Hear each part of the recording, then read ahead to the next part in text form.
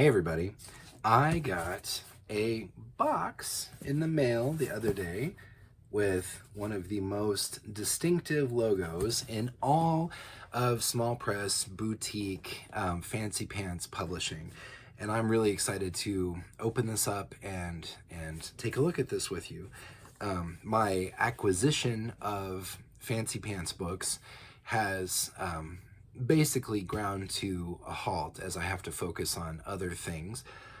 And I canceled a bunch of pre-orders as well, but there were some that I let it ride. In this particular case, I used a gift card to cover most of the cost of this book. So I went ahead and let it come in, and I'm glad I did because now I get to share it with you. So I'm gonna grab my blade. This is the most fascinating part of any such video. I just know watching somebody carefully, daintily cut into a box with a utility knife. But inside the Bespoke Suntup foam, this is something.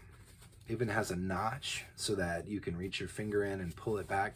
This is something that I see other places doing, but I think Suntup was an originator. And I remember very vividly the first Suntup book that I purchased and got directly from them. I opened up the box, and when I got it, I shook it around and it was quiet. I didn't hear any shuffling. I didn't hear any shifting. I opened it up and I realized, oh my God, there's like custom foam cut to fit the book and fit the box. It was just, that was, I think, when the moment when I got Suntup fever was not the book itself, but when I first realized that they commission custom bespoke foam inserts for their boxes. That's a company that is dedicated to quality, and that is dedicated to the experience they provide their customers. So inside, first thing I notice, 2 bookmarks. Very, very cool. The book has a double-sided jacket. I don't think that's the reason for the 2 bookmarks. This is not unheard of for Suntup, but very, very attractive bookmarks. The first thing that I notice. The next thing that I notice, an Errata sheet, and I wasn't quite familiar with this concept until I received, years ago, I purchased the Grant edition of Desperation by Stephen King, and there was an Errata sheet in that because some of the text of the book was actually left off, which was, of course, a big mistake, and rather than reprint and relay out the entire book, which wouldn't have been feasible, they simply printed a sheet and laid it into the book to say, basically, whoops, our mistake. This says, as a correction to the information on the colophon page, I don't know if I pronounced that correctly, the artist edition of Psycho by Robert Bloch is limited to 750 copies. I would imagine that the colophon page probably says 1,000 copies. And this may have been a decision that was made later into the production cycle of the book. But the insert, more of that bespoke foam goodness. I see silver wrapped slipcase, imprint of the title on the spine. So I'm going to grab my blade and very, very carefully indeed. No, I'm not going to use my blade. I almost did, and then I got cold feet. So I'm gonna use my fingers like a freaking caveman, and I'm gonna just tear that plastic off. All right. Plastic is off. Yeah, that silver reflective paper on the slipcase is really interesting. And the imprint title on the side, on the spine of the case. Very attractive, very well done. The case has black cloth on the top and bottom, which I'm going to be very, very, very careful with. In my experience, this type of black cloth is very prone to showing fingerprints. It's very prone to showing shelf wear. So I'm going to be very careful with this one, indeed. But inside, there's the book, the jacket, very cool. I'm gonna pop that off.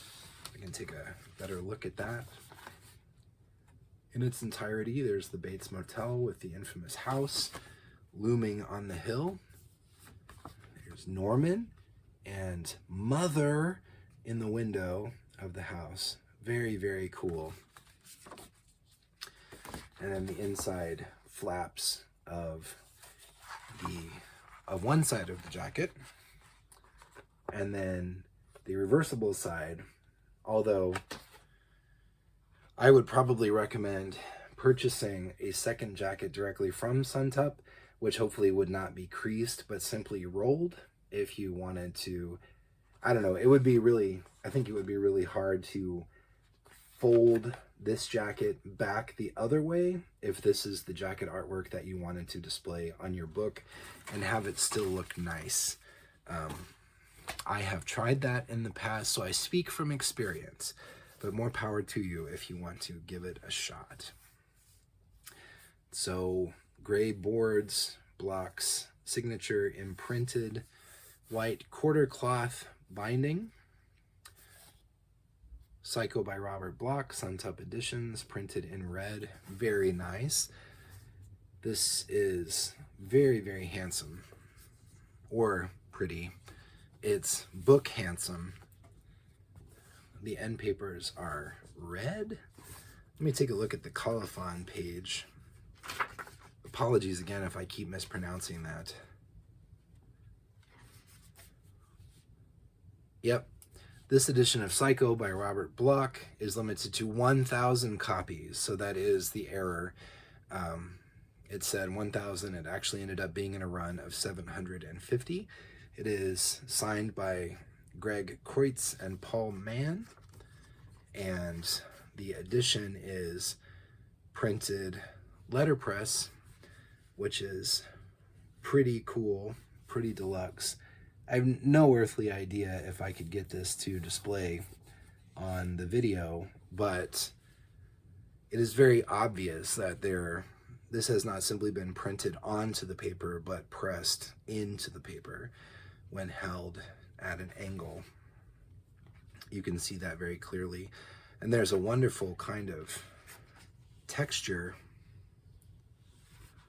There's a wonderful kind of texture to the paper when you have letterpress printing. So, oh, that's nice. Inside the front, there is an author photo pasted in. It's a very, very classy, kind of old-fashioned touch.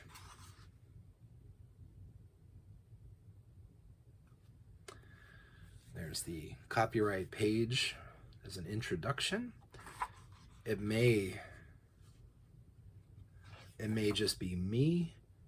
It may just be this copy, but like one of the artifacts of the letterpress process is sometimes the lettering is, because the metal plates have to be pressed into ink and then pressed into the paper, and sometimes the ink doesn't look completely uniform. And so there's a little bit of that going on this page, where the tops of the letters are a little bit fainter than the bottom part, but as we go along, that effect seems to go away. So it must just be on that one page. No big deal. Well, here's the first page of chapter 1, and it seems to have kind of similar. The ink on the lettering is not quite as uniform as you might expect. Not quite as uniform as you might hope for, but it is, like I said, an interesting artifact of the letterpress printing process, and does not in any way lead to the book not being readable. It's still very readable. It's just something worth mentioning. And of course, one of the challenges of creating artwork for a book that has been adapted into a much more famous movie is that people have an idea of how the characters and the settings look based on the movie. Well, there's Norman, and in the book, Norman is a great big fat slob of a man, far, far from the Norman Bates of the movie, of Anthony Perkins, who was very, of course, thin and tidy and kind of fastidious looking. Norman Bates of the novel is pretty much the opposite of that. I keep looking for additional artwork that I can share. All right, there's Marion. Marion in the shower with Mama behind the curtain. The artwork is tipped in, which leads to a nice effect because the paper is a different type of paper and it's glossy, and it really makes the artwork look nice. There's Norman sinking Marion's car into the swamp. It's a bit of an interesting idea, or an interesting representation. The car looks much more modern than the 50s era in which the book was written. I don't remember. I read the book years and years ago. I don't remember what model Marion's car was. It could be that is a perfect representation of whatever the car actually was. I don't know if it mentions that in there. There's more artwork. I didn't know what I thought when I first saw the artwork on the Suntup website, but seeing it in the context of the book, it actually looks really cool. It's well done. Ah, yes. And then the infamous big reveal at the end, which I'm sure this is not giving anything away to anybody, but there is Mama.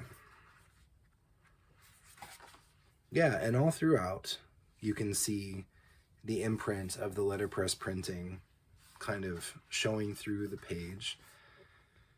I guess, so I don't know. I'm kind of on the fence about the letterpress effect. It is cool. It's tactile, and I do definitely recognize that it takes more work to produce a book in letterpress than it does just offset printing the pages.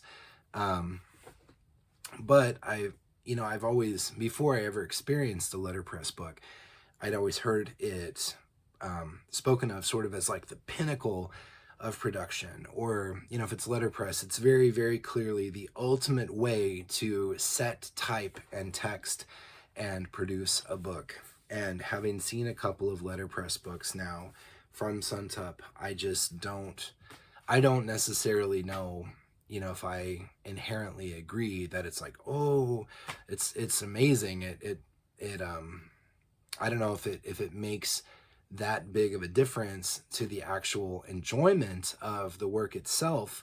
It can make a mental difference knowing that the book was sort of taken to this next level of production with this additional layer of complexity and dedication and craftsmanship that was put into actually producing it. So I can see how there would be a value there, but I just don't know if it's quite the earth-shattering difference that I had been led to believe.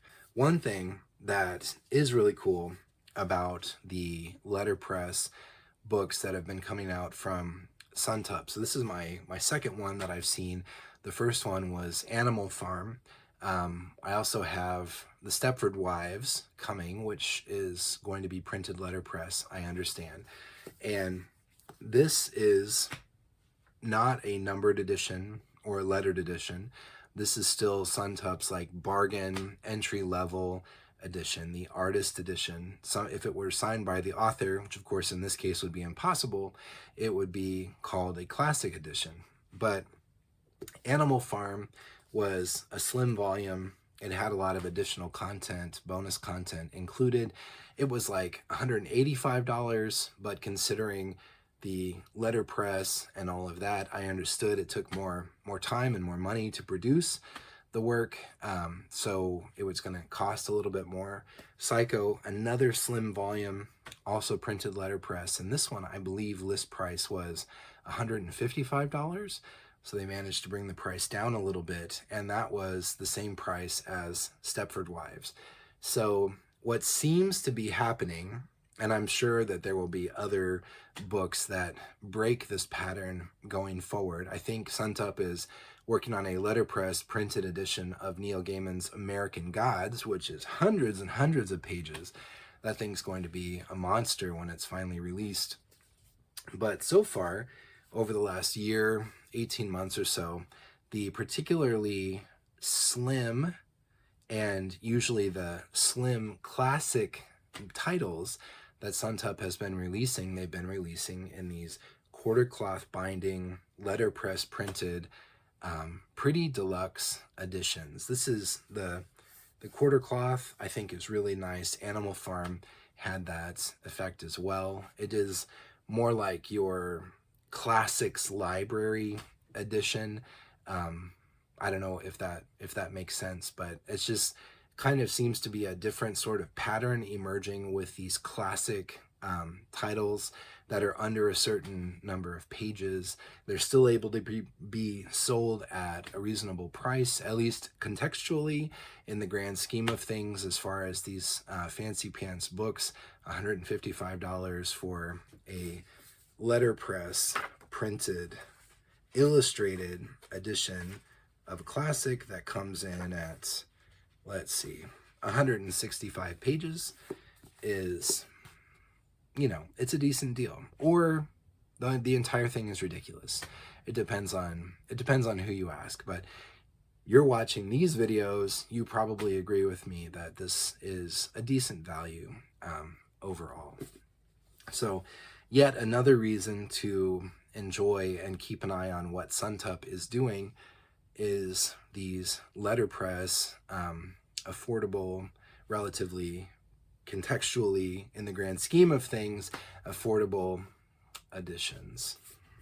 Now, I did mention and I showed how some of the printing in the book is not completely even in terms of ink saturation, but it's still utterly 100% completely readable, and I feel like that is just one of the charming aspects, and I'm being sincere, I'm not being sarcastic. It's one of the charming aspects of the letterpress printing process, because it helps remind you that every letter had to be set, and then every page of dies had to be printed and impressed on the paper, and it would be harder to do that 100% flawlessly than it would be to just turn the entire thing over to a computer and an automated printing process, which can produce more uniform results, but less personalized, less results with less heart. I understand I'm a little bit out of the loop with Suntup, but I do understand that they are going to be handling all of their own printing. They kind of, I guess, bought out a printing house, and they're going to staff it with some of the best people that they've worked with over the last several years and handle all of their printing in-house. It kind of makes sense, the letterpress aspect on an artist edition book. I might be completely mistaken, but if the trim size of the artist, the numbered, the lettered, the Roman numeral, what have you, are all the same, I would imagine you could use the exact same set of dies to print the text of all the editions. What may change is the paper. The artist edition may have, you know, your sort of artist edition-y, bargain-y kind of fancy pants paper. And then, of course, by the time you're at the lettered or the Roman numeral, it's probably printed on paper, spun from the hairs of angels. I wouldn't know. I've never actually seen one of those in person. But hopefully that means that there will be more of the letterpress kind of personal touch, affordable editions from Suntup in the future.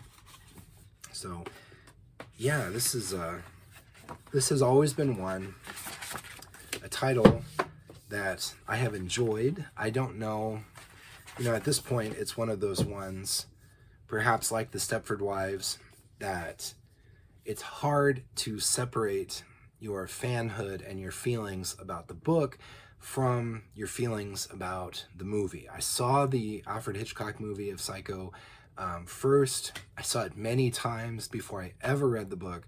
In fact, I read the book after I saw the remake of Psycho by Gus Van Sant, and I enjoyed it. I appreciated the differences, but Alfred Hitchcock's movie really does hew very closely to the book. So there wasn't the element of shock and surprise and awe when I first read the book, as there otherwise may have been. But if it hadn't been for the movie, I probably never would have read the book.